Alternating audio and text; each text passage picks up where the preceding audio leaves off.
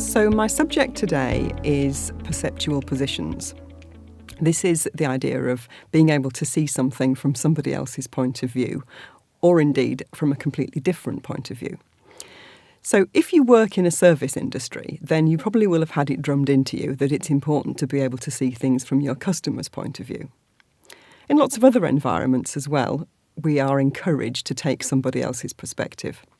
The thing is, it's not that easy to do it really well.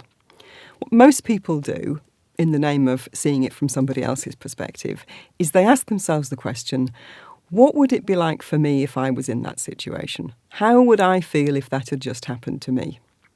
And there's nothing wrong with doing that. That's a good start. But it's even better to ask yourself, so what does that person feel given that this has happened to them? Because their experience of it might be rather different from the experience you would have if it happened to you. After all, they're a different person from you. And we all know that different people react differently in the same situation. So the notion of perceptual positions is that there are three different places where we can have our attention. So we can either be in first position, which is where I'm thinking about what's important to me. So my focus is on my agenda, my goals for the conversation, my feelings, my thoughts, and everything that matters to me in that situation. If I'm in first position, I'm not paying attention to anything except that. If I'm in second position, that means I've mentally gone round the other side of a discussion, which I'm not going to attempt to do in front of the camera, and I've asked myself, okay, what's going on for this other person? So if I'm mentally in second position, what I'm doing is thinking, what's going on for the other person? So how are they feeling? How are they reacting? What's on their agenda? What's most important to them? And doing that to the exclusion of all else. Many people are quite good at doing that. In fact, a lot of people are better at doing that than they are at being in first position. It's easier to consider other people's needs and wants than it is to consider their own. There is a third position, however, and this is one that not many people do intuitively. And the third position is where mentally I go outside of the interaction altogether. I stand back and look at both sides and ask myself what's going on there. So I'm looking at myself and I'm looking at the other person from a much more detached perspective. And in that third position, there is no real agenda. It's just a position of observation.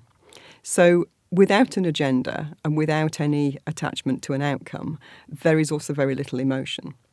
When mentally you go to that third position, it's easier to be much more objective about what's going on. So let's give this a go, if you've got a minute. I'd like you to think of an incident somewhere in the last few weeks where you disagreed with someone else. And when you look back on it, you are absolutely certain that you were in the right and the other person was wrong. With that in mind, I'd like you to take yourself back in time to that time and just imagine that you're there again and you're having this discussion with the other person, and just remember what it's like from your point of view, all the arguments, all the reasons why you're right. Just take a moment and do that. And then when you've remembered all of that, I'd like you to mentally take yourself round the other side of the table. Imagine being the other person in that conversation. Just imagine what it's like for them on the receiving end of all those arguments and all those very reasoned thoughts about why a particular point of view is right. Do your best to really embrace the other person's perspective, to understand what's it like inside their head. Okay, just enjoy that for a moment. And then let's do the third position. Imagine that you were someone not involved in the conversation, perhaps somebody who walked past the door of the meeting room or sat at the next table in the coffee shop or whatever it was, who just happened to glance across and saw two people having a conversation or maybe a bit of a discussion. Just notice what that would be like. What would that person have been aware of? What might they have thought?